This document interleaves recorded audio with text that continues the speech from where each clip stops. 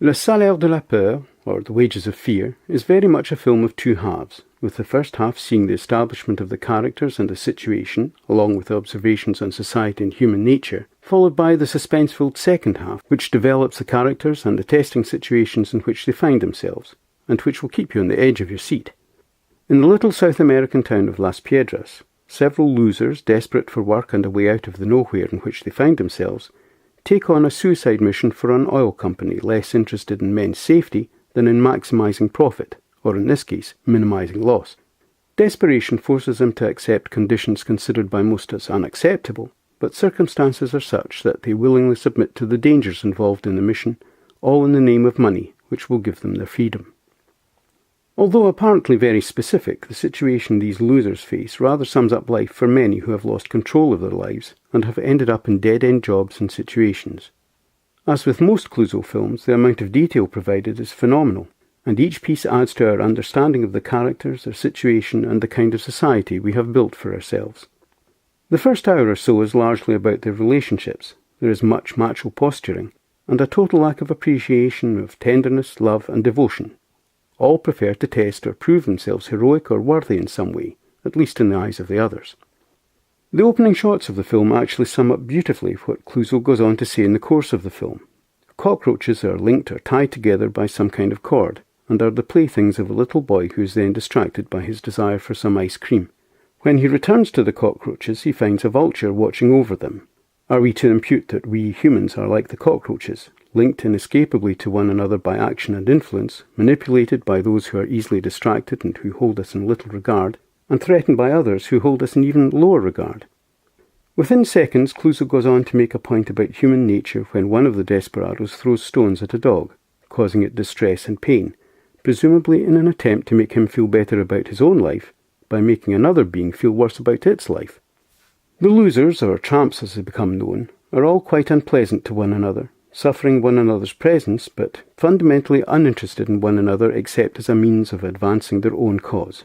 Women are treated no better. Indeed, Linda, general skivvy in a local hotel and lover of Mario, one of the losers, but also expected to satisfy her boss, is maltreated even by Mario, who pets her like a dog as she kisses his hand.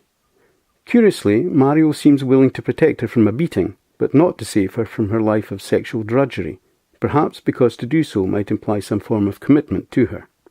It is interesting to note the use of a variety of languages, used by each character, to emphasize the unbiased nature of these problems. They apply to everyone, wherever modern commercial society exists. We see various other examples of corruption and unpleasantness, building a picture of an uncaring and unsympathetic society in which men will do what they must to survive, and others will not interfere provided they are not directly involved. At the heart of this uncaring and unpleasant society in microcosm is the oil company willing to risk the lives of so-called tramps who will not be missed for its own ends, and which is happy to avoid responsibility only to shift it onto its victims. Clearly, profit and money are everything. Much was made at the time of release of the fact that this is an American company. Indeed, 21 minutes of anti-American footage were removed from the American version of the film. But history has shown that it is not the nationality of the company but the very nature of commerce itself that may be viewed as at fault. In the second half we witness testing times for our heroes. Luigi and Bimba shine, sharing problems and working as a team, while the same cannot be said for Mario and Joe.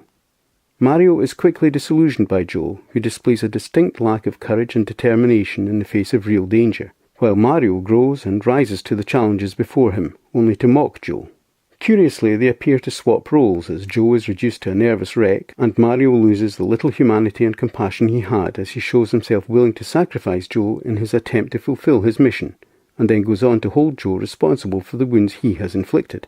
Mario has certainly developed into the character he attributed to Joe and which he admired so much before setting out, though we may detect the remains of some humanity and regret, and therefore some hope for Mario's future. Life remains fundamentally inexplicable, however, as Luigi and Bimba's lorry is completely destroyed in an explosion, the cause of which is never clarified. Despite all their best efforts to take care and succeed, Luigi and Bimba's lives are snuffed out in a second, suggesting that life cannot truly be controlled. We may take precautions and exercise great care and thought in all we do, but we will never master life and its vicissitudes. Mario's success and the life-changing sum of money go somewhat to his head, however, on his return journey as he drives wildly and dangerously on the very road for which he had so much respect and fear. He appears to have lost respect not only for the dangers on the road, but for life itself, and he will pay the ultimate price for his overconfidence.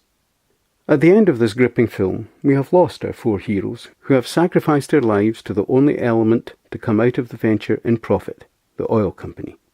Perhaps Clouzot is inviting us all to consider not just the value of our own contributions to society, but also, and perhaps more importantly, the general direction we are allowing society to take.